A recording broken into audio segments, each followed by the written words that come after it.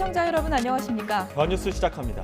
어제 하루도 코로나19 확진자 수가 7,000명대를 기록하고 중증 환자 수도 역대 최다 기록을 세웠습니다.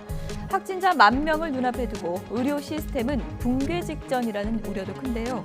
잠시 뒤에 정은경 청장이 특집 브리핑을 통해서 코로나 현안에 대해 상세하게 설명할 예정입니다. 윤석열 국민의힘 대선 후보의 처가 회사가 개발 부담금 산정 당시 땅값을 부풀렸다는 내용 YTN 단독으로 보도해드렸는데요. 아무런 문제 제기 없이 관련 서류를 접수했던 해당 군청은 모두 행정착오 때문이라고 설명했습니다. 잠시 뒤 취재기자에게 자세히 들어보겠습니다. 네, 먼저 오늘의 주요 뉴스입니다. 국내 코로나19 신규 확진자 수가 이틀 연속 7,000명대로 집계된 가운데 위중증 환자도 하루 만에 17명 늘어서 또다시 역대 최다를 기록했습니다. 사망자도 57명 늘었고 10살 미만 확진자 가운데 세 번째 사망자도 나왔습니다. 오미크론 변이 국내 감염자가 하루 새 22명 늘어 모두 60명이 됐습니다. 확진자가 나온 수도권 대학생들의 추가 감염 여부에 관심이 집중되고 있습니다. 대선을 90일 앞두고 민주당 이재명 후보는 정당혁신추진위원회를 출범하며 쇄신에 들어갔습니다. 이 후보는 민주당이 국민 기대치에 미치지 못했다는 것을 인정하지 않을 수 없다며 깊이 성찰하고 반성해 부족한 점을 메꾸겠다고 밝혔습니다. 국민의힘 윤석열 후보는 김대중 전 대통령 노벨평화상 수상 기념식에 참석해 김 전 대통령의 가르침을 깊이 새기겠다며 국민 통합의 의지를 밝혔습니다. 과거 극우 성향 발언으로 논란을 빚은 국민의힘 노재승 공동선거대책위원장은 사퇴하지 않겠다는 입장을 밝혔습니다. 문이과 구분을 없애고 통합형으로 처음 치러진 올해 대입수능은 불수능이었던 것으로 나타났습니다. 국어, 수학, 영어 모두 어렵게 출제되면서 변별력이 높아진 가운데 수험생들에게는 내일 성적표가 배부됩니다. 제주 중학생 살인 사건의 피고인인 백광석부와 김신남에게 재판부가 중형을 선고했습니다. 재판부는 치밀하게 범행을 계획한 것이 인정된다며 백 씨에게 징역 30년, 김 씨에게 27년을 선고하고 10년 동안 전자발찌를 차도록 했습니다. 네, 코로나19 확진자 수가 이틀 연속 7,000명대를 기록하고 있는 심각한 상황인데요. 네, 정부와 전문가들이 직접 궁금증을 해결해주는 설명회가 곧 열릴 예정입니다. 류재복 해설위원과 함께 자세한 내용 짚어보겠습니다. 어서 오십시오. 네. 이대로 가다가는 다음 주 10,000명대 정도 예상이 된다라는 말이 나오고 있는데 실제로 그럴까요? 어떻게 보십니까? 두 곳에서 예측이 나왔거든요. 예. 국가수리과학연구소라고 해서 그건 이제 감염 재생산 지수를 기준으로 해서 하는데요. 현재 유행이 지속된다. 그러니까 지금 예. 상황이 변화가 없으면 다음 주에 7,000명, 그 다음 주에 9,000명, 이달 말에 12,000명 정도 나오겠다 예. 이렇게 예상을 했고요. 중환자는 이달 말에 1,800명까지 나올 수 있다 이렇게 예측이 됐고요. 방역당국, 질병관리청에서 나오는 걸 보면 현재 수준이면 12월 말에 8,000명, 내년 1월 말에 역시 한 8,500명 정도, 약간 보수적으로 나왔죠. 그런데 유행 악화, 그러니까 지금보다 상황이 더 나쁘다. 사실은 추세로 보면 지금 더 나빠지고 있는 상황이니까요. 예. 그렇게 추산해 보면 이달 말에 8,000명에서 9,000명, 내년 1월 말에 11,000명까지 나온다. 그래서 전체적인 흐름을 봤을 때 아마 예상보다는 좀 빨리 이달 안에 10,000명 나올 것 같고요. 다음 달에는 그보다 좀 더 많은 환자가 나올 것 같고 공통된 의견은 꺾일 것 같지는 않다. 그게 공통적인 의견입니다. 저희가 단계적 일상 회복 시작하면서 더 위험 지표를 확실하게 보는 방법들이 중증 화율을 더 주목해서 봤었는데 지금 확진자도 늘고 있지만 중증 화율이 예상보다 빠르게 늘고 있다는 점이 또 문제로 지적되고 있던데 어떻습니까? 그 예측 실패 중에 대표적으로 꼽히는 게 연세가 많은 분들을 당초 정부에서는 접종을 완료하면 문제가 해결될 것이다라고 이제 생각을 했고 실제로 뭐 그런 그 연구 결과가 많이 나왔는데 문제는 델타 변이가 나오면서 2번 접종한다고 해서 그 예방 효과가 지속되는 기간이 너무 짧았다는 것이죠. 심지어 뭐 요즘에는 한두 달이면 예방 효과가 떨어지는데 그 연세 많은 분들이 2번 맞고 3번째까지 맞았던 그 기간이 길었던 것이죠.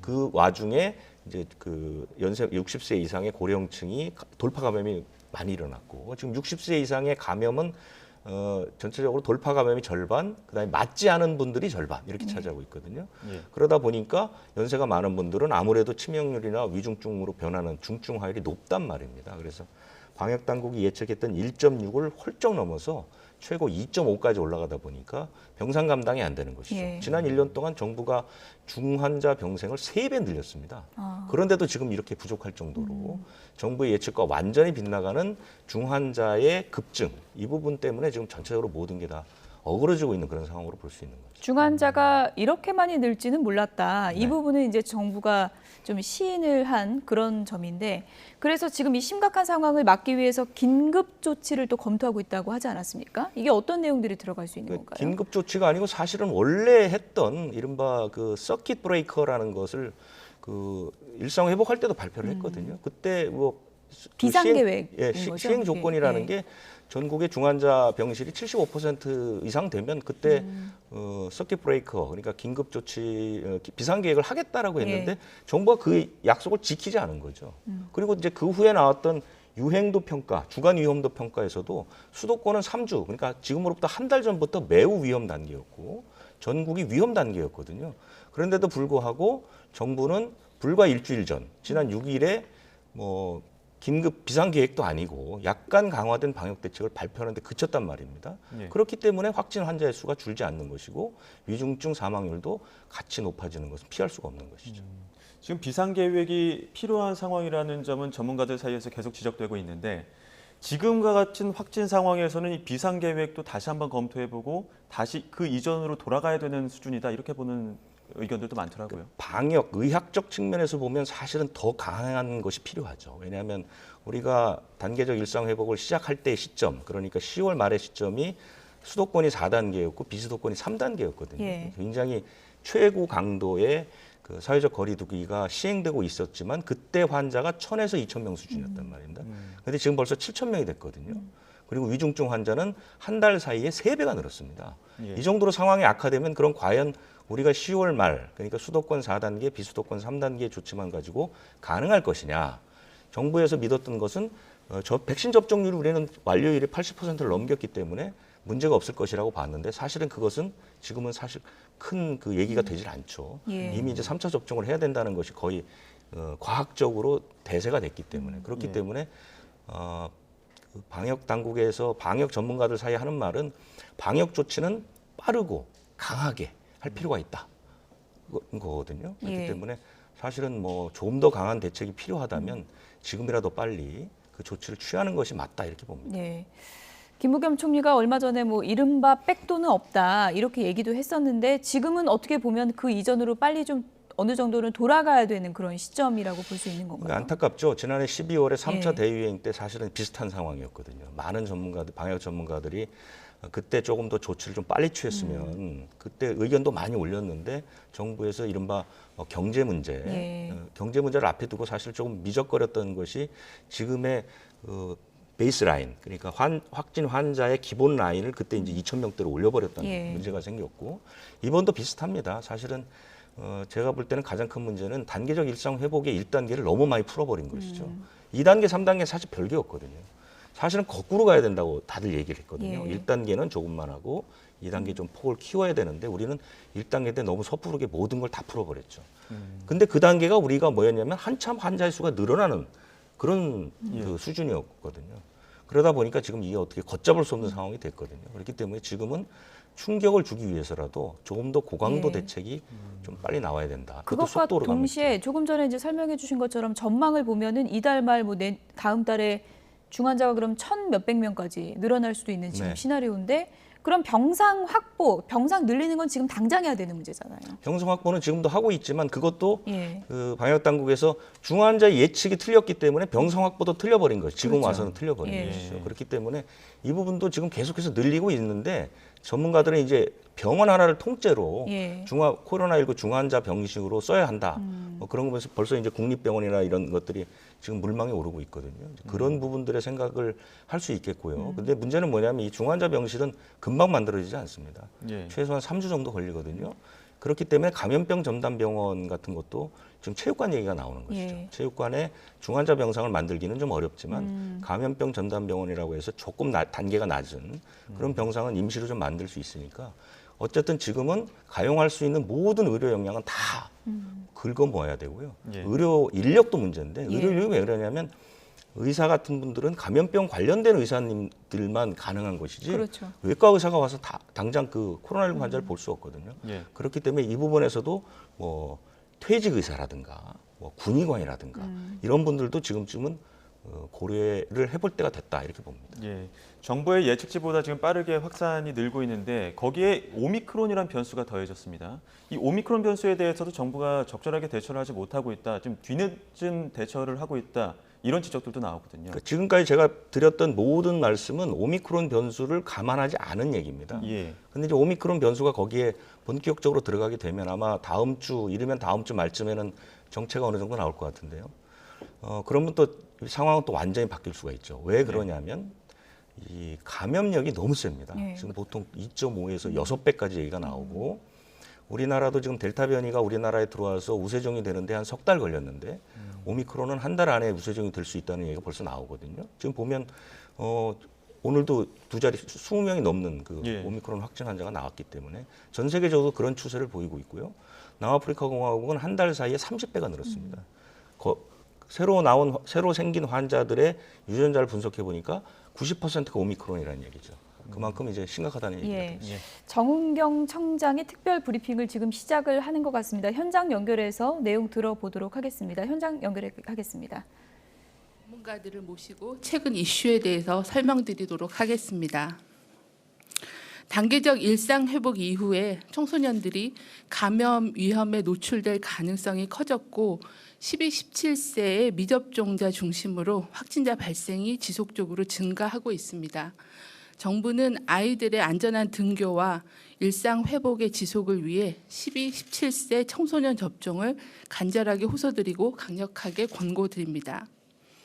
학교는 우리 아이들에게 학습의 장이자 친구들을 만나는 공간이며 미래를 만드는 시간입니다.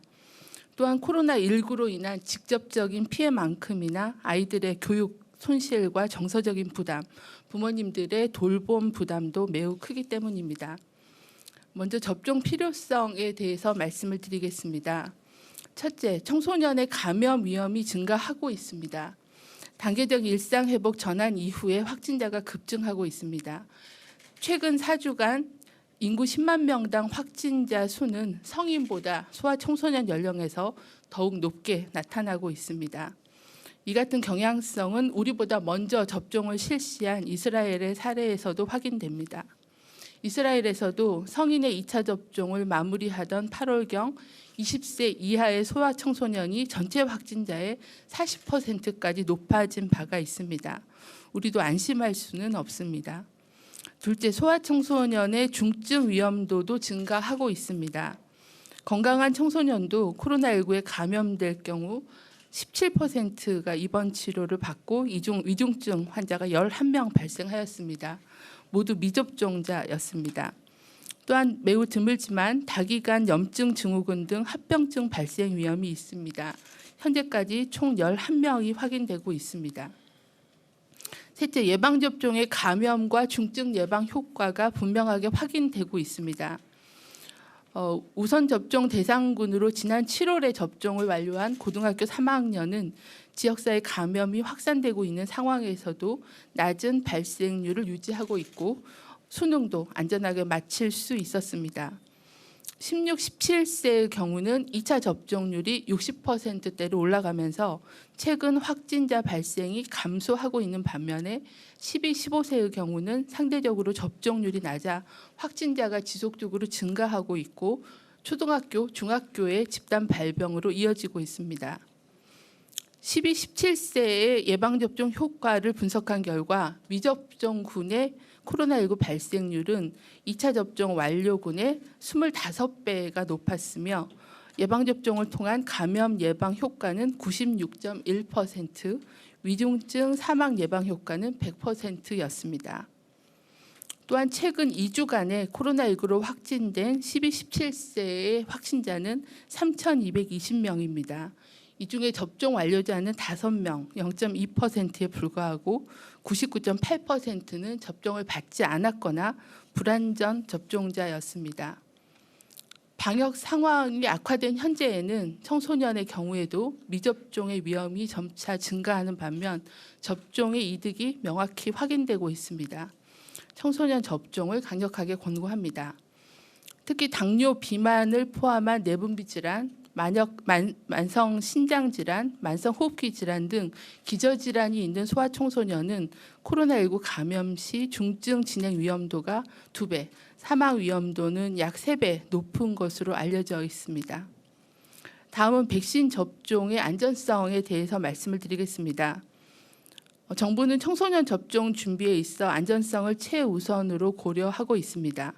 접종 시행 전에 연구 용역을 통해 국외 접종 사례 분석, 그리고 감염과 백신 분야의 전문가 자문, 학생 학부모의 인식조사 등을 실시했으며 교육부, 질병청, 전문가의 회의 등을 검토해서 접종의 필요성에 대해 면밀하게 검토하고 안전접종에 대해 협의하고 준비해 왔습니다. 12-17세의 청소년의 접종자 이상 반응 신고율은 10만 명당 277건, 약 0.28%로 19세 이상 성인보다는 낮은 신고율을 보여주고 있습니다. 대부분은 일반 이상 반응이며 성인에 비해 중대한 이상 반응 신고 비율은 낮고 일반 이상 반응 신고 비율은 비중이 약간 높았습니다. 12-17세 접종자에서 아나필락시스는 총 12건이 발생하였고 현재는 모두 회복하였습니다. 심근염, 심낭염의 경우는 현재까지 27건이 이상 반응으로 신고가 되었고 현재 8건을 조사한 결과 5명이 진단이 확인이 되어서 현재는 회복 상태에 있습니다. 추가적인 조사는 계속 진행 중에 있습니다. 18세에는 접종이 이미 완료된 상황인데요. 총 41건의 의심 사례가 신고되었고 심근염, 심낭염에 대한 진단 정확성, 적합성에 대한 조사 결과 23건이 확인되어 모두 회복된 상황입니다. 또한 연령이 낮아질수록 이상 반응 신고 비율도 낮아지는 경향입니다. 코로나 백신도 다른 백신처럼 불가피하게 접종 후에 발열, 주사 부위의 통증, 근육통 등 전신 증상이 발생할 수 있습니다. 매우 드물지만 아나필락시스, 심근염, 심낭염과 같은 이상 반응도 발생할 수는 있습니다. 학부모님들의 불안과 우려를 잘 알기에 교육계, 의료계와 함께 안전한 접종에 더욱 만전을 기하겠습니다. 또한 이상 반응 발생 시에는 신속하게 대응하겠습니다. 이상 반응에 대한 보상은 물론 의료비 지원 등을 폭넓게 하도록 하겠습니다. 또한 관련된 내용에 대해서는 투명하게 공개하고 자세하게 설명드리겠습니다. 이어서 접종 계획에 대해서 말씀을 드리겠습니다. 먼저 사전 예약 누리집을 통해 원하는 기관과 날짜를 지정하여 접종을 받으실 수 있습니다. 현재 예약을 하시면은 이틀 후부터 접종을 하실 수 있으며 12월 20일부터는 사전 예약 없이도 접종 기관을 방문하면 언제든지 당일 접종이 가능합니다. 단계적 일상 회복으로 거리두기가 완화되면서 지역사회 감염 위험이 증가하였고 청소년의 확진, 입원, 위중증 사례가 증가하고 있습니다. 고3 접종 그리고 12-17세의 접종을 진행하면서 96%라는 감염 예방 효과를 확인하였고 중대한 이상 반응은 매우 드물어 백신의 효과와 안전성을 확인하였습니다. 이를 근거로 청소년들의 건강 보호와 등교 등의 안전한 일상 회복을 위해 청소년 백신 접종을 강력하게 권고드립니다. 다음은 고령층 3차 접종 관련하여 말씀드리겠습니다. 현재 60세 이상의 고령층에서 위중증 사망 사례가 증가하고 있습니다. 현재 미접종 인구는 7.4%에 불과하지만 위중증 환자는 57%가 미접종군에서 발생하고 있습니다.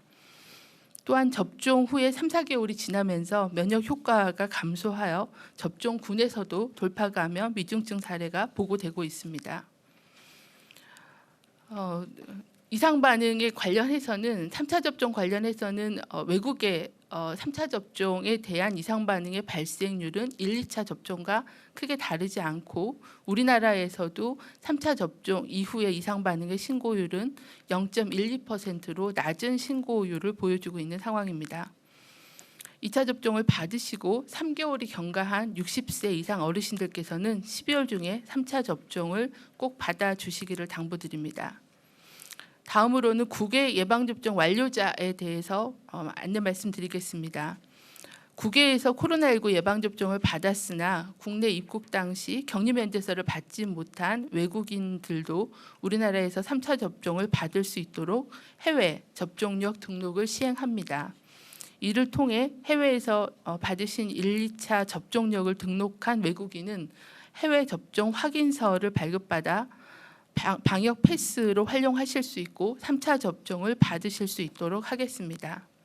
국외 접종력 등록을 원하는 외국인은 증명서와 신분증을 집참하고 보건소를 방문하여 접종을 등록하고 3차 접종도 받아주시기를 당부를 드립니다.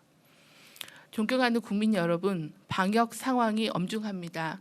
이틀 연속 신규 확진자가 700명대를 보고하고 있습니다. 국민 여러분들께서도 3차 접종에 적극 나서주시고 특히 60세 이상 어르신들께서는 12월 중으로 3차 접종을 모두 마쳐주시기를 간곡히 부탁드립니다. 12, 17세 청소년 여러분도 사전 예약과 당일 방문을 이용하여 예방접종에 적극 동참해 주시기를 바랍니다. 또한 지금까지와 마찬가지로 접종력에 관계없이 마스크 쓰기, 손 씻기, 자주 환기하기 등의 기본 방역 수칙도 충실히 지켜주시고 불효불급한 사적 모임이나 행사는 자제해 주실 것을 당부를 드립니다. 정부도 가용할 수 있는 모든 자원을 동원하여 엄중한 현재 상황을 극복할 수 있도록 최선을 다하겠습니다. 감사합니다. 네. 그럼 지금부터는 청소년 접종과 관련해서 학부모님, 학생분들의 궁금증에 대해서 의학 전문가, 정부 당국자가 설명하는 시간을 갖도록 하겠습니다. 전문가분들 착석 부탁드립니다. 청소년 접종은 지난 7월, 8월 여름 고3 학생 접종부터 시작해서 95% 이상 높은 참여가 있었고 또 긴 시간 노력해온 대입 수능을 안전하게 치러낸 바가 있습니다. 지난 9월 예방접종 전문위원회 권고 이후에 현재 약 50% 절반가량의 학생 학부모께서 접종에 참여하셨습니다. 아직 접종을 망설이고 계신 절반의 학생과 학부모님께 최우선으로 이분들이 고민하는 부분이 바로 우리 학생들과 학생의 안전, 건강일 것입니다. 이 자리에 모인 세 분의 전문가들, 방역 당국도 마찬가지로 우리 학생의 안전을 최우선 가치를 생각하고 이 자리에 모였습니다. 시간에 제약이 있지만 청소년 백신 접종의 이익과 위험에 대해서 또 무엇보다 걱정하는 백신 이상 반응에 대해서 데이터와 근거를 갖고 설명해서 막연한 불안을 해소하는 시간, 예방접종 결정에 꼭 필요한 정보를 얻는 자리가 되길 기대합니다. 오늘 참석하신 분들 소개해 드리겠습니다. 화면 왼쪽부터 이재갑 한림의대 감염내과 교수 참석했습니다. 다음은 이상수 교육부 학교혁신지원실장 참석했습니다. 정재훈 가천의대 예방의학과 교수 참석했습니다. 감사합니다. 오늘 답변 드릴 질문은 질병청 1339 콜센터 그리고 국민소통단을 통해서 받은 학부모, 학생의 질의이고 출입 기자단에서 선정해 주셨습니다. 질의 순서는 학생, 학부모 질문에 우선 답하고 이후에 출입 기자단 또 현장 기자분들 질문에 순서대로 답하겠습니다. 유튜브 통해서도 질문에 몇 가지 설명드리도록 하겠습니다. 그럼 먼저 첫 번째 국민 질의부터 드리고 전문가분들의 답변 듣겠습니다. 첫 번째 질문 드립니다. 청소년은 감염이 되어도 대부분 무증상이라는데 소아청소년 코로나19 백신 접종이 왜 꼭 필요한지 설명 부탁드립니다. 예, 제가 설명드리겠습니다. 일단 그 청소년 감염이 무증상이나 경증이 많은 거는 사실이기는 합니다. 이미 뭐 잘 아시고 계시지만 그렇지만 이제 7월 이후에 올해 7월 이후에 델타 변이의 유행 이후에 전반적인 유행 양상이 사실 많이 바뀌었는데요. 특히 젊은 층에서의 중증 환자 발생이 늘어나는 것뿐만 아니라 소아청소년에서도 이제 무증상 경증 환자들이 대부분이긴 하지만 그 중에서 일부 중증 환자가 실제 발생하기 시작했습니다. 그래서 이번 달까지 이미 9명의 중증 환자가 발생을 했고요. 또한 소아에서도 사망자가 오늘도 뭐 영유아에서 1명 사망한 거로 들었는데 한 3명 정도의 이미 사망자가 나오기 시작하는 상황들이 소아청소년에서 이미 발생을 하고 있기는 하거든요. 그래서 우리나라뿐만 아니라 외국에서도 델타 변이 유행 이후에 이런 위중증 환자의 증가에 대한 부분들이 많이 우려가 되고 있는 상황들이 계속 지속되고 있고요. 또한 이제 이런 위중증 환자의 증가되는 것뿐만 아니라 또한 최근 들어서 델타 변이 이후에 입원율도 지금 현재 많이 증가되고 있는 측면들이 보이고 있습니다. 그래서 이런 부분들도 이제 그 델타 변이 이후에 가장 중요한 이런 소아청소년이 지금까지 우리가 생각했던 코로나19 감염에서 안전하지만은 않다라는 부분들을 또 얘기를 드리고 있고요. 또한 한 가지 또 말씀드릴 부분들은 아까 청장님도 말씀하셨지만 코로나19 감염 이후에 발생할 수 있는 후유증도 계속 늘어나고 있습니다. 특히 가장 우려하는 다기관 염증 증후군 사례가 우리나라도 이미 11증례가 있고 미국만 해도 이제 뭐 보고된 증례 한 200여에 대한 보고들을 보게 되면 동반되는 심근염이라든지 또한 동반되는 장기나 이런 데 염증으로 인해서 치료 기간도 상당히 길어지고 상당히 고통스러운 시간들을 아이들이 보냈다는 데이터들이 계속 쌓이고 있는 상황들이라서 아이들이 코로나의 감염 자체로도 고통을 받지만 그거에 대한 후유증으로도 상당히 고통받을 수 있는 상황들이 많아지는 부분들에 대해서 이해가 좀 필요합니다. 또한 한 가지 더 말씀드리고 싶은 부분은 소아에서의 감염이 증가됐을 때 일어나는 여러 가지 상황들입니다. 특히 아이들이 많이 걸리게 되면 학교 수업이나 이런 부분에서 영향을 상당히 많이 받을 수밖에 없는 상황들이고, 또한 최근에 이제 아이들의 사망례들을 보게 되면 기저질환에 있는 아이들이 사망하는데 아이들의 유행이 적었다면 그 안에서 기저질환이 있는 아이들도 같이 보호가 되는데 아이들의 감염 숫자가 늘어나게 되면 그 중에서 근근히 버티고 있었던 여러 기저질환을 가지고 있는 아이들, 뭐 암 치료를 받고 있는 아이들이라든지 심장질환 또는 이제 면역 저하하는 아이들의 그런 때도 전파가 될 수 있기 때문에 그런 아이들의 피해가 상당히 커질 수 있다는 부분들이 가장 중요한 어려운 문제라고 볼 수 있고요. 또한 아이들의 감염 자체가 집에서 아이를 돌보시는 60대 이상의 어르신들한테도 실제로 가족 간의 전파 사례를 통해서 전파되는 사례들도 확인되고 있는 사례들이기 때문에 이런 공중보건학적인 부분들에 있어서도 소아에서의 예방접종은 상당히 중요하겠다 말씀을 드리겠습니다. 그래서 한 가지 보여드리고 싶은 부분이 이 부분인데요. 예방접종 효과 부분들이 이미 많은 분들이 얘기를 하고 있고 중요하다고 얘기를 하는데 지금 예방접종률이 그래 가장 높은 18세 고3들 같은 경우에 94% 이상의 예방접종이 됐는데 보시면 감염률이 아직까지 예방접종이 많이 되지 않은 12에서 15세에 비해서 월등히 낮은 것들이 보이고 특히 16세, 17세도 현재 예방접종률이 상당히 오르고 있는 상황인데 아직까지 한 40%에서 한 60%, 16세, 17세가 60% 정도 예방접종을 시행을 했는데 이미 12에서 15세보다 반 이하로 발병률이 줄어드는 게 보여서 아이들에게 예방접종했을 때 아이들의 그런 감염을 예방하는 효과가 충분히 나타나는 게 이미 확인이 되고 있다는 부분들을 다시 한번 말씀을 드리도록 하겠습니다. 예, 이 정도까지 먼저 설명드리겠습니다. 네. 네, 정은경 청장의 특별 브리핑 내용 들어봤습니다. 그러니까 청소년 12세에서 17세 아이들의 백신 접종을 좀 적극 참여해달라 이런 내용인데요. 그러니까 지금 정부가 내놓은 발표에 따르면 내년 2월부터 당장 우리 아이 학원 가려면 백신을 맞아야 되는 거죠? 그렇습니다. 예. 방역 패스가 지난 6일부터 적용 시설이 크게 늘었죠. 예. 그 안에 포함된 게 이제 학원입니다. 그런데 이제 학교라든가 백화점 이런 것은 빠졌죠. 그 기준이 있습니다. 첫 번째 기준이 뭐냐면 식당이나 카페는 기본적인 생활에 필수적입니다. 밥을 먹어야 되는 거니까요. 그래서 방역 패스에서 제외가 되는 것이고요. 또 하나는 시설의 특성상 방역 패스가 어려운 곳, 백화점 같은 곳은 출입구가 워낙 많아서 일일이 거기서 방역 패스를 하기가 좀 쉽지 않거든요. 그리고 또 하나는 이제 대규모 이용, 그러니까 수백 명이 한꺼번에 이용하게 되면 어려운데 이런 세 가지 기준을 놓고 또 하나는 이제 뭐냐면 이제 과거에 확진 환자 발생 비율 같은 걸 봤을 때 학원은 방역 패스에 적용을 시켜야 되겠다고 결정을 한 것이죠. 그런데 여기서 당국이 생각하지 못했던 것은 우리나라만의 독특한 문화. 학교와 학원이 거의 필수 시설이라는 동일한 필수 시설. 학부모나 학생들 입장에서 우리나라 학생들 가운데 학원을 다니지 않는 사람이 없거든요. 그러다 보니까 반발이 나온 것이죠. 우리 아이를 공부시켜야 되는데 백신은 방역 당국에서 자율적으로 맞던가 스스로 판단하고 해놓고 맞지 않으면 필수적인 공부를 못하게 하느냐 이런 거에 대한 반발. 사실상 의무다 이렇게 그렇죠. 받아들일 수 그래서 있는 이제 거죠. 그 예. 논란이 된 거는 그겁니다. 학교와의 형평성 문제. 학교는 방역 패스가 필요 없는데 왜 학원은 방역 패스가 필요하냐. 또 하나는 조금 전에 말씀드렸던 그 학습 선택권의 문제. 내가 공부를 하겠다는데 못하게 하는 건 말이 안 된다. 세 번째는 뭐냐면 학원이 제2의 학교라는 것들. 또 하나는 초등학생들은 학원에서 거의 돌봄 기능을 합니다. 맞벌이 부부들이 어린 자녀들을 사실 학원에서 학습뿐만 아니라 돌봄을 시키거든요. 그럼 돌봄 기능을 하는 다른 시설들은 방역 패스를 적용하지 않거든요. 이런 형평성 문제 때문에 반발이 심해져. 하지만 방역 당국에서 볼 때 최근에 쭉 여러분들이 얘기한 것처럼 학생들, 청소년들의 백신 접종을 완료하지 않고서는 이 전체적인 상황을 관리하기 매우 어렵다라는 징표들이 너무나도 많이 나오고 실제로 고3을 상대로 방역을 지금 고3들 한 97% 맞췄거든요.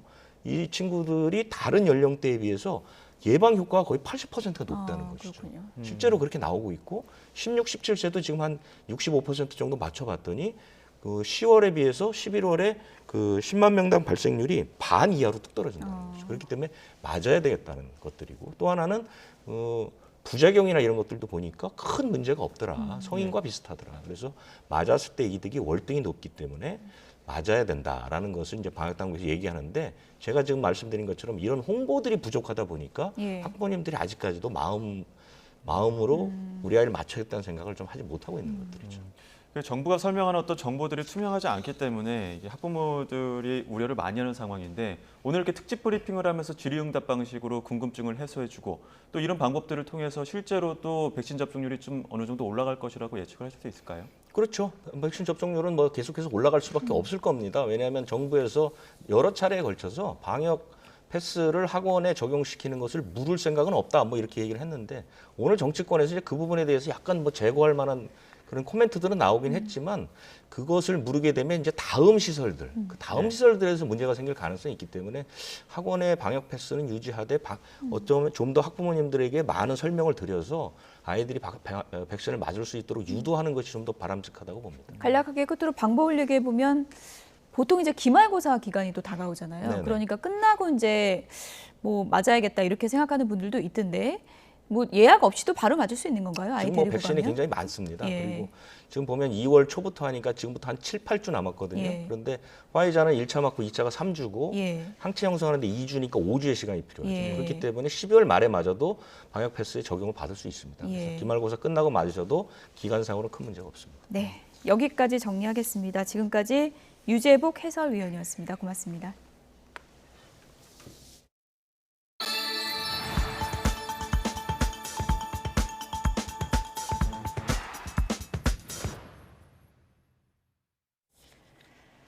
민주당 이재명 후보가 당 혁신을 위한 비상기구를 출범시키며 쇄신 작업에 박차를 가하고 있습니다. 국민의힘의 윤석열 후보는 고 김대중 전 대통령 관련 행사에 참석하면서 통합 행보에 나섰는데요.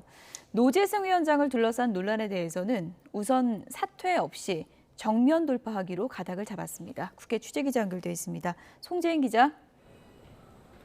네, 국회입니다. 네, 오늘 출범한 민주당의 혁신기구 이재명 후보가 추진하는 쇄신책의 일환인 거죠?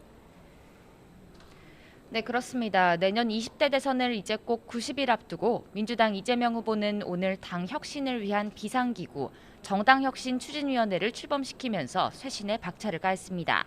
이 자리에서 이 후보는 또 한 번 내부 자성을 촉구했는데 직접 들어보겠습니다.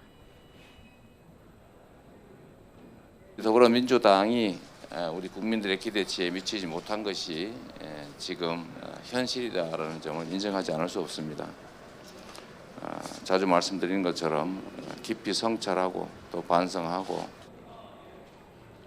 이와 함께 국민 주권을 제대로 반영하도록 정치제도 전반을 개혁하기 위해 특히 위성정당 방지 대책을 마련해야 한다고 강조했습니다. 오후엔 이 후보가 직접 긴급 기자회견을 엽니다. 감염병 대응기금 신설을 촉구할 것으로 보이는데 집권 여당 대선 후보로서 코로나19 확산 위기에 대한 적극적인 대응에 나서는 것으로 풀이됩니다. 국민의힘 윤석열 후보는 오늘 통합 행보를 이어간다고요? 네, 그렇습니다. 윤석열 후보는 잠시 뒤 오후 2시 고 김대중 전 대통령 노벨 평화상 수상 기념식에 참석해 통합정신 계승을 다짐합니다. 앞서 윤 후보는 대권도전 선언을 하기 전에도 이곳에 들러 국민 통합 의지를 밝혔는데요. 오늘은 이재명 후보도 참석해 민주당 후보로서 정통성을 강조할 예정입니다. 이런 가운데 국민의힘 노재승 공동선대위원장의 과거 극우 성향 발언 논란에 따른 여파도 여전합니다. 백범 김구 선생에 대한 비하를 비롯해 재난지원금을 개밥에 비유한 발언까지 논란이 이어지면서 당 안팎에서는 사퇴 압박이 나오고 있는데요. 거취 문제와 관련해 노재승 위원장과 이준석 대표, 권성동 사무총장은 오늘 비공개 3자 회동을 진행한 결과 당장 사퇴하기보다는 여론을 지켜보면서 정면 돌파하는 쪽으로 가닥을 잡았습니다. 여야 할 것 없이 지금 코로나19 대규모 지원 구상을 내놓고 있는데요. 구체적인 협상은 좀 되고 있는 겁니까? 네, 아직은 기미가 보이지 않습니다. 국민의힘 김종인 총괄선대위원장은 어제 윤석열 후보가 제안한 손실보상 50조로는 부족하다며 집권 시 100조 투입을 제시했는데요. 이에 대해 민주당 송영길 대표는 단순히 선거를 위한 수사가 아니라면 양당 지도부가 만나 협상에 나서자고 맞받았습니다. 하지만 김 위원장이 윤 후보가 대통령이 됐을 때 추진을 검토하는 정책일 뿐이라며 회동 제안을 단호히 거부하면서 여야 협상의 기미는 보이지 않고 있는데요. 먼저 김 위원장의 발언 듣고 오겠습니다. 협상을 하기 위한 그런 대상이 저는 아니라고 이렇게 생각합니다. 하여튼 민주당이 생각하는 대처 방안과 우리가 생각하는 대처 방안이 같을 수가 없기 때문에 이와 함께 민주당 내에서 코로나19 피해 지원을 위해 거론되는 내년 추경 편성 역시 현실성이 떨어진다는 지적이 나오면서 물밑 조율조차 되지 않고 있는데요. 이처럼 현재로선 여야 간 또 당정 간 코로나19 지원을 위한 재정 투입 논의는 뚜렷이 진행되는 게 없지만 코로나19 확산세가 가파른 만큼 추후 방역 강화와 피해 지원 등을 위한 정치권의 방역 대책 논의는 불가피할 거란 분석도 나옵니다. 이런 가운데 국회는 잠시 뒤 정기국회 마지막 본회의를 열고 대장동 방지법과 LH 사태 방지법 등을 처리합니다. 지금까지 국회에서 YTN 송재인입니다. 더불어민주당의 이재명 대선 후보가 국민의힘 윤석열 후보 지지율을 5주 만에 오차 범위 안에서 앞지른 것으로 나타났습니다. 그래픽 보면서 설명드리겠습니다. 네, 엠브레인 퍼블릭과 K스탠 리서치, 코리아 리서치, 그리고 한국 리서치가 지난 6일부터 8일까지 사흘간 벌인 전국 지표 조사 결과입니다. 대선 후보 가상 사자 대결에서 이재명 후보 지지율이 한 주 전보다 5%포인트가 오른 38%로 집계가 됐습니다. 반면 윤석열 후보는 2%포인트 오른 36%에 그치면서 이 후보가 윤 후보를 11월 첫째 주 이후 처음으로 오차 범위 안에서 역전했습니다. 한 주 전에 동률이었던 정당 지지율은 민주당이 2%포인트 오른 34%, 그리고 국민의힘은 3%포인트 오른 35%를 각각 기록하면서 역시 오차 범위 안에서 접전 양상을 보였습니다. 전체 질문지 등 자세한 내용은 전국 지표조사 홈페이지나 중앙선거 여론조사 심의위원회 홈페이지를 참고하면 됩니다. 유시민 전 노무현 재단 이사장은 민주당 이재명 대선 후보에 대해서 작은 오류는 있을지 모르나 정치적 생존을 위태롭게 할 만큼의 하자는 없었던 사람이라고 주장했습니다. 유 전 이사장은 MBC 라디오와의 인터뷰에서 이 후보를 대표하는 키워드 중에 하나가 생존자라며 진짜 문제가 심각하게 있었다면 못 살아남는다고 말했습니다. 이어 성남시장이 되고 나서 수사도 많이 받고 기소도 당해서 대법원까지 가서 무죄 판결을 받았다며 정치적으로도 생존자에 가까운 경로를 거쳤다고 설명했습니다. 국민의힘 공동선거대책위원장으로 영입된 호남 이용호 의원은 자신에 대한 비판에 대해서 호남도 정치적으로 분산 투자할 필요가 있다고 강조했습니다. 이용호 의원은 입당 이후 비난과 격려를 평생 받을 만큼 받았지만 호남도 정치적으로 한 곳에만 투자하지 말아야 한다고 말했습니다. 이어 정권 교체 여론이 높은 상황이 결과로 이어지면 호남이 고립되지 않을까 우려하는 분들도 많다며 소통의 창구가 되겠다고 강조했습니다. 최근 이재명 후보 지지자들이 오뚜기 상표를 패러디한 홍보 콘텐츠를 만들어 논란이 일었습니다. 오뚜기 측이 상표권 침해라며 항의하자 해당 인터넷 사이트는 운영을 중단했는데요. 정치인 홍보에 특정 기업의 상표나 제품 이미지를 쓰는 건 불법인지 신지원 기자가 팩트체크했습니다. 국민의힘 홍준표 의원의 유튜브 채널 홍카콜라. 코카콜라 측은 개인의 정치적 의사표현에 속한다며 개의치 않겠다는 입장입니다. 특정 제품을 패러디한 이미지를 만들어 유권자의 눈길을 끄는 건 정치권에서 드문 일이 아닙니다. 이번에도 마찬가지입니다. 오뚜기라는 기업의 이미지를 이재명 더불어민주당 대선 후보와 연결하기 위한 지지자들의 홍보 전략이었습니다. 오뚜기 측이 상표법과 부정경쟁 방지법을 근거로 상표권 침해라고 항의해 해당 사이트 운영은 잠시 중단됐습니다. 상표권은 자본주의 사회에서 마땅히 보호받아야 할 무형의 자산이죠. 그러나 결코 침해돼서는 안 될 절대적 권리는 아닙니다. 예외의 규정이 있습니다. 언론 보도나 비평 등의 공익적인 활동, 비상업적인 목적이라면 기업 상표를 사용할 수 있습니다. 오뚜기 측은 자사 로고가 정치적 패러디보다는 특정 대선 후보의 지지율을 높이기 위한 수단으로 활용됐다며 회사가 특정 후보를 지지하는 것처럼 오인될 우려가 있다고 설명했습니다. 그렇다고 해서 이 후보 지지자들이 상업적인 활동을 했다고 보기는 어렵습니다. 정치적 이미지 제고를 위해서 쓰는 거니까 비상업종이라고 말할 수는 있죠. 활용하는 영역이 다르죠. 그렇게 되면은 상표 침해라고는 볼 수가 없어요. 민주주의, 특히 선거 과정에서 표현의 자유는 상표권보다 우위에 있는 가치라는 겁니다. 이 후보 지지자들이 오뚜기 상표 사용을 밀고 나갔다면 논란은 더 커졌고 오히려 역효과가 날 수 있었겠죠.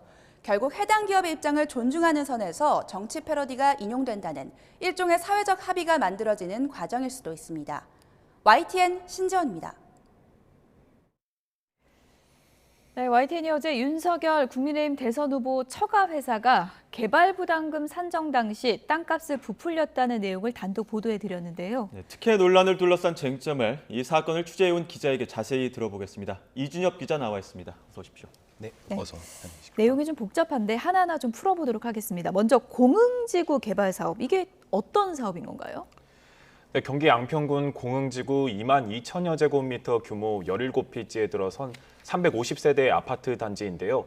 지난 2011년부터 2016년까지 사업이 진행됐습니다. 이 당시 개발을 제안한 A업체가 바로 윤석열 국민의힘 대선 후보의 처가 회사입니다. 예. 장모인 최모 씨를 비롯해서 처형, 처남 등만 이사로 등재돼 있는데요. 부인 김건희 씨도 2011년까지는 등기이사였지만 2012년 3월 결혼한 뒤로는 빠졌습니다. 처가 측은 공직자 남편을 두면서 문제 소지를 없애기 위해 자진해서 이사 자리를 내려놓았다고 설명했습니다. 해당 아파트는 20평, 30평형의 중소형 중심이라 분양이 잘 됐던 것으로 전해졌는데요. 업체의 2018년 감사 보고서에는 전체 분양 수입이 798억 정도로 적혀 있습니다.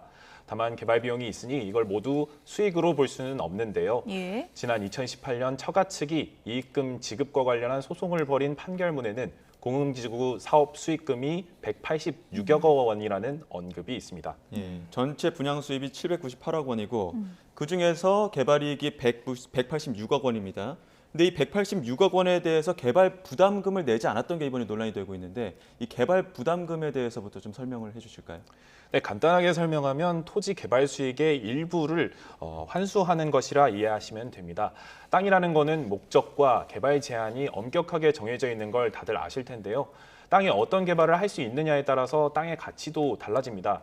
개발 사업을 하다 보면 원래는 건물을 지을 수 없는 땅에 건물을 지을 수 있도록 심사를 거쳐서 땅의 형질이나 용도를 바꾸기도 합니다. 공흥지구 사업도 밭이나 숲으로 됐던 땅이 아파트를 지을 수 있도록 변경된 경우입니다. 그런데 원래는 농사나 임업만 할 수 있었던 땅에 아파트를 지으면 땅의 가치가 훨씬 높아지겠죠. 이렇게 정부가 개발 행위를 허락해주는 대신 땅은 공공재 성격이 있다 보니 그 개발 이익의 일부를 환수하기 위해 만들어진 게 개발 부담금입니다. 사업이 끝났을 때 가격에서 개발 비용이나 사업 시작 전의 땅값 등을 빼고 개발로 생긴 수익만 계산해서 경우마다 다르지만 20% 혹은 25%를 내야 합니다. 네. 개발 부담금의 의미는 저희가 이제 이번에 이해를 한 거고, 그러면 이제 공흥지구 사업이요? 이번에 이 공흥지구 사업에서는 개발 부담금이 왜 논란이 되는 건가요? 네, 지난 10월 말에 지역지인 양평 시민의 소리를 통해서 제기된 의혹인데요. 양평군에서 10년 동안 벌인 개발 사업 중에서 개발부담금 부과 실적을 쭉 뽑아놨더니 오로지 공흥지구 사업만 0원이 나온 겁니다. 농지나 숲이 아파트로 탈바꿈했는데 아무런 개발 이익이 나지 않았거나 오히려 손해를 봤다는 뜻이라 논란이 점점 커졌습니다. 언론 보도와 정치권 공세가 이어지자 지난달 18일 양평군은 0원 부과 통지를 한 지 5년 만에 1억 8천만 원을 정정 부과했는데요. 이후 자료가 추가 공개되면서 개발부담금 액수가 17억에서 0억 원, 그리고 6억에서 0원, 0원에서 다시 1억 8천만 원으로 바뀌었다는 사실이 알려졌습니다. 게다가 0원 부과 당시에 계산이 틀린 부분이 4군데나 되는 것도 확인됐습니다. 이처럼 같은 사업에 대해 같은 기관이 계산했는데도 계속 금액이 바뀌는 데다 면제 당시에는 무더기 오류까지 있었던 겁니다. 그래서 저도 부과 당시 자료를 확보해서 하나하나 살펴봤는데요. 예. 이상한 부분이 발견됐습니다. 땅을 산 가격을 비용으로 처리하려면 당연히 증명할 수 있는 서류를 제출을 해야 되는데요. 예. 업체 측이 제출한 매입일증 가운데 고시에도 안 들어가고 사업 인가를 받은 뒤에야 매입한 땅이 한 필지 들어가 있었던 겁니다. 3억 1천만 원짜리 땅인데요. 땅을 비싸게 샀다고 인정을 받으면 개발 이익은 그만큼 적어지겠죠. 3억 1천만 원만큼 땅값이 부풀려서 제출이 됐고 군청은 아무 문제 제기 없이 이를 그대로 인정해 준 겁니다. 예. 지금 같은 이 사업에 대해서 실수가 4번이나 있었고 또 그 부분에 대해서 업체가 안 들어갈 땅을 또 포함했던 것들이 문제가 되고 있습니다. 그 업체나 군청 뭐 이쪽에서는 어떤 입장을 밝히고 있습니까? 네, 일단 윤석열 처가 측은 문제의 필지가 당연히 인정돼야 한다는 입장을 전해왔습니다. 사업 승인 조건에 들어간 아파트 남측 진입로를 개설하려면 꼭 필요했기 때문에 비용에 포함돼야 한다는 겁니다. 게다가 납부 절차를 전문 용역업체가 대행했는데 거기에도 최근 다시 확인해봤지만 전혀 문제가 없다는 입장이었다고 설명했습니다. 또 당시 전문 용역업체와 무조건 안 낼 수 있도록 하겠다고 계약했을 정도로 해당 사업 비용이 많이 들어서 면제 과정에 특혜는 없었다고 해명했습니다. 오히려 최근에 1억 8천만 원을 재부과한 건 정치적으로 압력이 들어가면서 양평군에서 무리하게 정정한 것이라는 입장인데요. 재부과에 동의하지 않고 행정소송으로 꼭 해결하겠다고 덧붙였습니다. 반면 양평군청은 앞선 오류가 모두 행정착오 때문이라고 설명했는데요. 예.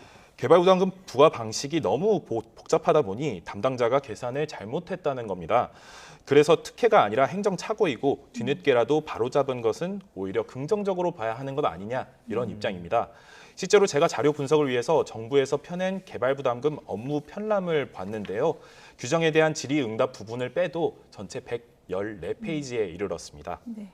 그런데 지금 뭐 개발부담금 관련된 것 말고도 이번 사업 관련해서 또 다른 논란이 있다고 하던데 그건 어떤 내용입니까? 네, 일단 인허가 관련 의혹이 있습니다. 예. 업체가 처음에 사업 인가를 2년짜리 받은 게 2012년이었는데요. 2014년에 기한이 만료됐어야 하는데 업체는 연장하지 않고 군청도 아무런 제재를 하지 않았습니다. 결국 2016년 준공을 코앞에 둔 시점에 군청은 뒤늦게 조치를 하는데요. 2014년에 끝났어야 할 인가를 소급해서 2016년까지로 연장해주는 시기였습니다. 특혜로 미칠 수 있는 부분인데 군청도 잘못은 인정했습니다. 다만 당시 담당자는 2014년에 만료를 챙기지 못한 건 실수였을 뿐이라고 설명했습니다. 지난 2016년에 준공을 코앞에 두고 뒤늦게 이걸 발견했는데 다 지은 아파트를 부술 수는 없으니 어쩔 수 없이 소급 연장을 해줬다는 겁니다. 이 밖에 농지법 위반 논란도 있는데요. 윤 후보의 장모 최 씨가 당시 밭을 사면서 농사를 짓겠다고 하고 농기구로 호미 같은 것도 신고를 했는데 실제로는 본인이 농사를 짓지 않았다는 겁니다. 다만 사실과 다른 의혹 제기도 있는데요. 대표적인 것이 LH가 추진하던 국민임대주택을 최 씨 등이 주민과 합심해서 무산시켰고 그 자리에 아파트 개발을 했다는 의혹입니다. 그런데 윤 후보 처가 측이 지은 아파트 단지와 과거 이 국민임대주택을 추진한 지역은 지도를 보시면 아시겠지만 직선거리로 800m나 떨어진 곳입니다. 같은 공흥리이긴 하지만 전혀 다른 부지이기 때문에 본인 사업을 위해서 임대주택 무산을 시도했다는 건 설득력이 떨어지는 거죠. 그렇군요. 예, 그럼 마지막으로 이 제일 중요한 게 특혜이냐 아니면 양평구청이 해명한 대로 행정착오냐 이런 부분들을 밝히는 단계가 있을 텐데 지금 검찰 수사는 어떻게 진행되고 경찰 수사는 어떻게 진행되고 있습니까? 네, 지난 10월부터 경기 양평경찰서가 해당 사업 의혹 전반을 내사하고 있었는데요. 한 시민단체가 고발장을 제출하면서 지난달 정식 수사로 전환했습니다. 또 어제부터는 사안의 중요성을 고려해서 경기 남부경찰청이 직접 사건을 넘겨받아 수사하기로 했는데요. 아직 여러 참고인을 불러서 조사하고 있지만 수사는 초기 단계입니다. 고발장에 일단 담당자가 성명 불상으로 돼 있어서 누가 피의자인지도 특정되지 않은 상황이고요. 장모 최씨만 피고발인이어서 자동으로 입건돼 있습니다. 제1야당의 대선 후보 관련 사안인 만큼 앞으로의 수사 사항을 비롯해 각종 의혹에 대해서 최대한 꼼꼼하게 들여다보고 공정히 보도할 수 있도록 노력하겠습니다. 네, 여기까지 듣겠습니다. 지금까지 이 관련 의혹을 취재한 이준엽 기자와 정리해봤습니다. 고맙습니다. 감사합니다.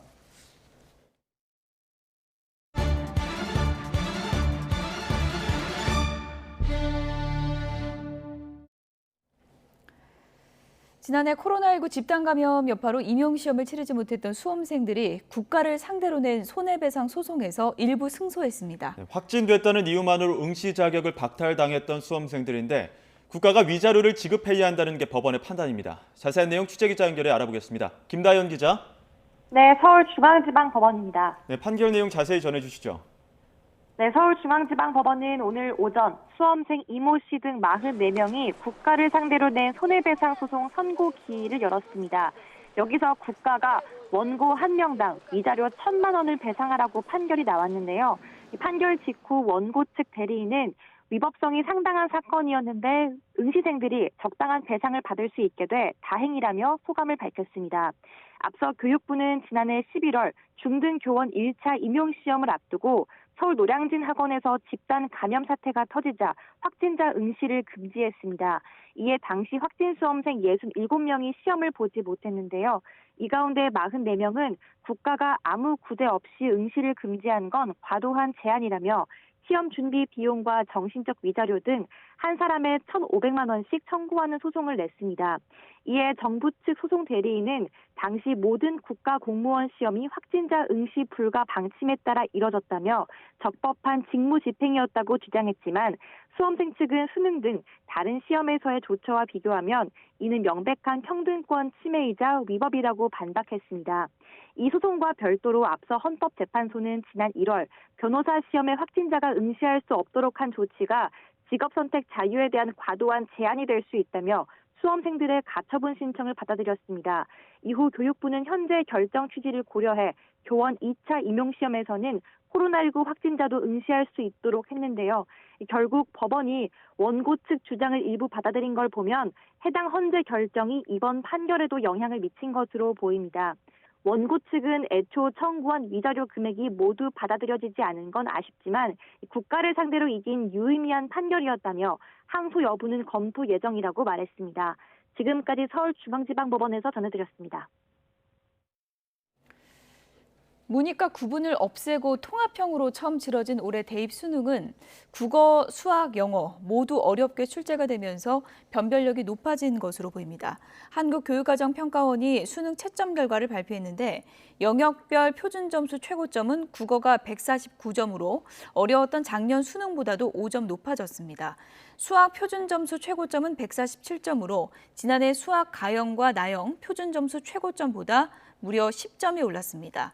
영어 역시 90점을 넘긴 1등급 비율이 6.25%로 작년의 절반에 그쳐서 어렵게 출제됐다는 평가가 나왔습니다. 오늘 제주지방법원에서는 중학생 살인사건 피고인인 백광석과 김신남에 대한 1심 선고 공판이 열렸습니다. 재판부는 백광석과 김신남에게 각각 징역 30년과 징역 27년을 선고했습니다. 제주 연결해서 내용 들어보겠습니다. 고재영 기자. 네, 제주입니다. 네, 유가족들 판결에 아쉬워하는 분위기죠. 네, 그렇습니다. 제주지방법원 제2형사부는 중학생 살인사건 피고인인 백광석에게 징역 30년, 김신남에게는 징역 27년을 선고했습니다. 또 재범 우려가 있다며 위치 추적이 가능한 전자발찌 10년 부착 명령도 내렸습니다. 재판부는 백광석과 김신남이 흉기를 준비하지는 않았지만 살인하기로 공모한 점이 인정된다면서 형량 가중 요소인 계획적인 살인이라고 봤습니다. 다만 형량 가중 요소 중 하나인 잔혹한 수법은 아니라고 판단해 유기징역형을 선고했다고 밝혔습니다. 또 피고인들은 재판 과정 내내 서로 살인 책임을 떠넘겼었는데요. 재판부는 목조른 허리띠 양끝에서 김씨남의 지문이 나오고 김씨남 진술의 신빙성이 낮은 점 등을 고려해 김씨남이 살인을 주도적으로 한 것으로 판단했습니다. 앞서 검찰은 지난 결심 공판에서 백광석과 김씨남에게 각각 사형을 구형했는데요. 백광석과 김씨남이 처음부터 치밀하게 범행을 계획했고 15살 중학생에게 잔혹하게 범행을 저질렀고 죄질이 나쁘다며 사형 구형 이유를 밝히기도 했습니다. 재판을 지켜본 피해자 가족들, 사형이 구형된 만큼 최소한 무기징역형을 기대했었는데요. 유기징역형이 나왔다며 판결에 크게 아쉬워했습니다. 15살 중학생이 살해된 이번 사건을 계기로 범죄 피해자 신변보호 제도의 허점이 드러나기도 했는데요. 경찰은 제주에서 얼굴인식 CCTV를 시범 운영하는 등 관련 대책을 마련 중입니다. 지금까지 제주에서 YTN 고재영입니다. 경기도 남양주시에서 불법으로 운영되어 오던 개 사육장이 동물단체와 지자체 단속에 무더기로 적발됐습니다. 불법 사육장들은 개발 보상을 노리고 이른바 알박개 용도로 운영되어 온 것으로 추정되고 있습니다. 김대경 기자입니다. 경기 남양주시 일패동에 있는 야산초 입구에 동물단체 회원 30여 명이 모였습니다. 불법 강아지 번식장이 있다는 제보를 받고 구출하기 위해서입니다. 현장을 방문한 지자체 공무원들과 함께 내부 진입을 시도해보지만 여의치 않습니다. 말씀 좀 들어보세요, 선생님. 일단 동물단체랑 권리하고 저희는 민원을 받고 왔기 때문에 그러니까 시간을 조금 좀 다르게 1시간여 대치 끝에 사육장 문이 열리자 처참한 내부 상황이 여실히 드러납니다. 녹슨 철장 안에 몰티즈, 푸들 등 소형 반려견종이 갇혀 있고 사육장 안은 온통 오물천지입니다. 사방에서 악취가 진동합니다. 보시는 것처럼 철장 곳곳에 거미줄이 서 있고 안에 갇혀 있는 강아지들 모두 관리가 전혀 안 된 모습입니다. 뒷문을 열고 나가자 이번엔 다른 이웃이 운영하는 불법 사육장 두 동이 모습을 드러냅니다. 역시 사육 환경은 극도로 열악합니다. 왜 애완견종을 기르는지 묻자 예상치 못한 답변이 돌아옵니다. 강아지를 좋아해서 기르다 보니 자연스레 개체수가 늘었다면서 지금은 신도시 개발 보상을 위해 사육장을 유지하고 있다는 겁니다. 이른바 알박기인 셈입니다. 나는 내가 원래 처음부터 개를 좋아해서 내가 키우기 시작했는데 못 파니까 숫자 늘을 수밖에 없잖아요. 그러고 키우고 지금은 끝까지 이렇게 상대 신도시에 됐으니까 보상이라도 얼마 받을까 싶어서 갖고 있어. 나 빨리 됐으면 좋겠어. 단속을 통해 적발된 불법 사육장은 모두 4개 동, 애완종 160여 마리가 구조됐습니다.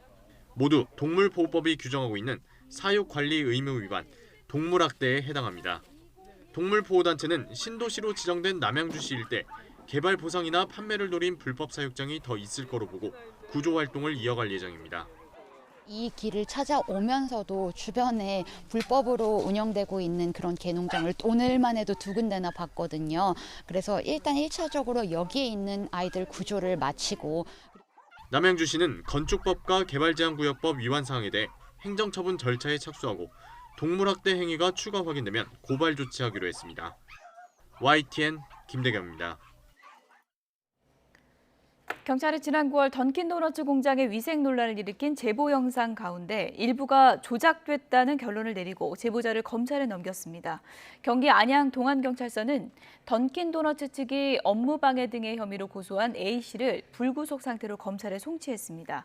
경찰은 구체적인 판단 근거를 밝히지 않았지만 영상 증거 등을 바탕으로 위법 행위가 있었다고 결론 낸 것으로 파악했습니다. 이에 A씨 측은 던킨도너츠 측에서 고소할 때 제출한 불명확한 영상을 근거로 무리하게 사건을 넘긴 것 같다며 조작 사실을 부인했습니다. 미국이 베이징 동계올림픽에 외교적 보이콧을 선언한 이후 동맹국들이 동참하고 있습니다. 영국과 캐나다, 호주, 뉴질랜드가 정부 사절단을 파견하지 않는다고 발표했습니다. 김원배 기자가 보도합니다.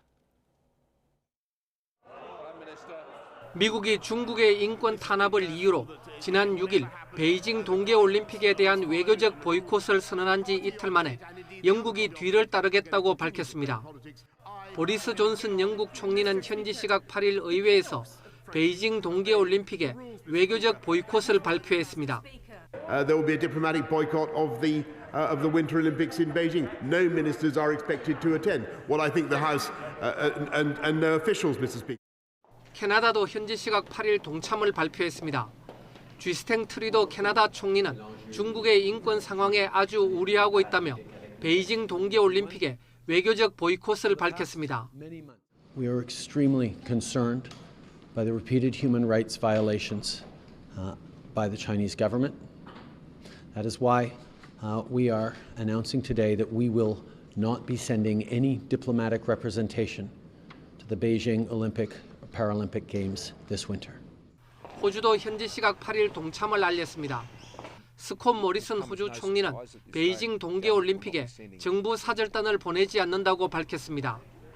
이 앞서 뉴질랜드는 지난 7일 가장 먼저 미국 뒤를 따랐습니다. 이에 따라 대중국 안보 동맹인 오커스의 회원국인 미국과 영국, 호주가 모두 베이징 동계올림픽의 외교적 보이콧을 선언했습니다. 또 캐나다의 동참으로 미국의 정보 동맹인 파이브 아이즈 5개 국가도 모두 외교적 보이콧에 나섭니다. 외교적 보이콧이란 올림픽에 선수단을 보내되 관행적으로 해왔던 정부나 정치권 인사로 꾸려진 사절단은 파견하지 않는 것을 뜻합니다. 한편 2026년 동계올림픽 개최국인 이탈리아는 외교적 보이콧에 동참하지 않는다고 밝혔습니다. YTN 김원배입니다. 이런 가운데 시진핑 중국 국가주석이 중국은 시대 조류에 부합하는 인권 발전의 길을 성공적으로 걷고 있다며 정면 반박했습니다. 시 주석은 베이징에서 열리는 2021 남남 인권 포럼에 보낸 축하 서한에서 중국의 인권 업무는 뚜렷한 성과를 거뒀고 14억 중국인은 인권 보장에서 성취감과 행복감, 안정감이 끊임없이 증가하고 있다고 주장했습니다. 시 주석은 인권 실천의 방법은 다양하고 세계 각국 국민은 자국의 상황에 맞는 인권 발전의 길을 선택할 자유가 있다며 중국은 인권 발전을 통해 중국식 민주주의를 뜻하는 전과정 인민민주화 자유의 발전을 추진하고 있다고 주장했습니다. 미국의 베이징 동계올림픽 외교 보이콧에 동맹국들의 동참 선언이 잇따르는 가운데 우리 외교 차관은 반대로 보이콧에 불참할 가능성을 내비쳤습니다. 동맹인 미국과 전략적 동반자인 중국 사이에 끼인 우리 정부의 고민이 드러나는 대목인데요. 최종 결정 과정에서 얼마나 정교한 외교력을 발휘할지 주목됩니다. 이교준 기자의 보도입니다. 최정건 외교부 1차관의 발언은 한 라디오 방송 출연에서 나왔습니다. 최 차관은 베이징 동계올림픽에 대해 평창 동경 북경으로 이어지는 동북아 릴레이 올림픽이고 상당히 의미가 있다고 말했습니다. 그러면서 직전 올림픽 주최국의 역할을 하려고 한다고 밝혔습니다. 정부가 어떤 결정도 하고 있지 않다며 확대 해석을 경계하긴 했지만 미국이 주도하는 외교적 보이콧 불참에 무게가 실린 발언으로 비칠 수 있어 하루 전 청와대 입장보다 한 발 더 나아간 것입니다. 앞서 청와대 관계자는 지금 상황에서 베이징 동계올림픽의 외교적 보이콧을 검토하고 있지 않다고 밝혔습니다.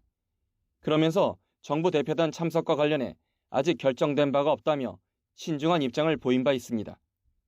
동맹국들의 잇따른 외교적 보이콧 동참 발표로 우리 정부의 부담은 가중되고 있습니다. 미중 양쪽에서 전력 투구를 할 가능성이 있고 아마 그 핵심 대상이 한국이 될 가능성이 매우 높습니다. 그렇기 때문에 우리 한국 입장에서는 매우 힘든 선택이 앞에 놓여 있다라고 판단이 됩니다. 정부는 내년 한중 수교 30주년을 앞두고 중국과의 협력 강화를 모색하고 있어 일본 정부의 보이콧 동참 여부 등을 지켜보며 최종 결정 시기를 늦출 가능성이 높아 보입니다. YTN 이교준입니다. 내년 하반기부터 월급 외 금융, 임대소득 등 다른 소득이 많은 고소득 직장인은 건강보험료를 더 부담하게 될 예정입니다. 보건복지부와 건강보험공단은 월급 이외 소득에 추가로 매기는 소득월액 보험료 부과 기준을 현행 연간 3,400만 원 초과에서 연간 2천만 원 초과로 낮춘다고 밝혔습니다. 월급의 보험료로 불리는 소득월액 보험료는 직장인이 받는 월급 이외 고액 금융자산으로 이자 소득이나 주식 배당 소득을 올릴 때 또는 부동산 임대 소득을 벌 때 이 소득을 합한 종합과세 소득에 별도로 올리는 건보료입니다. 여성을 젖소에 비유하는 듯한 광고를 만들어 공개했다가 논란을 일으킨 서울우유가 해당 영상을 삭제하고 사과했습니다. 서울의유는 홈페이지에 지난달 29일 한 남성이 목초지에 있는 젖소를 카메라로 촬영하는 컨셉의 광고를 공개한 것과 관련해 사과문을 올렸습니다. 회사 측은 이번 사안을 무겁게 받아들이며 유사 문제가 발생하지 않도록 세심한 주의를 기울이겠다고 밝혔습니다. 앞서 누리꾼들은 해당 광고가 여성을 젖소에 비유하고 불법 촬영하는 내용까지 담고 있다며 거세게 비난했습니다. 오늘은 날씨가 예년 기온을 웃돌면서 포근한데요. 다만 일부 중서부 지방을 중심으로 대기질이 탁해 주의가 필요합니다. 기상캐스터 연결해 자세한 날씨 알아보겠습니다. 신미림 캐스터. 네, 고양 생태공원에 나와 있습니다. 네, 오늘도 큰 추위는 없다고요? 네, 연일 겨울답지 않게 포근한 날씨가 이어지고 있습니다. 현재 서울 기온은 9도로 어제보다는 조금 낮지만 여전히 예년 기온을 4도가량이나 크게 웃돌고 있는데요. 하지만 이렇게 추위가 주춤한 틈을 타서 곳곳에서 초미세먼지 농도가 나쁨 수준을 오르내리고 있습니다. 호흡기 약하신 분들은 오늘 나오실 때 미세먼지용 마스크를 꼭 착용하시는 게 좋겠습니다. 현재 서울 하늘에는 구름이 잔뜩 끼어 있습니다. 내일은 하늘이 점점 더 흐려지겠고요. 새벽부터 낮 사이 중부와 전북 서해안에는 5mm 미만의 비가 조금 내리겠습니다.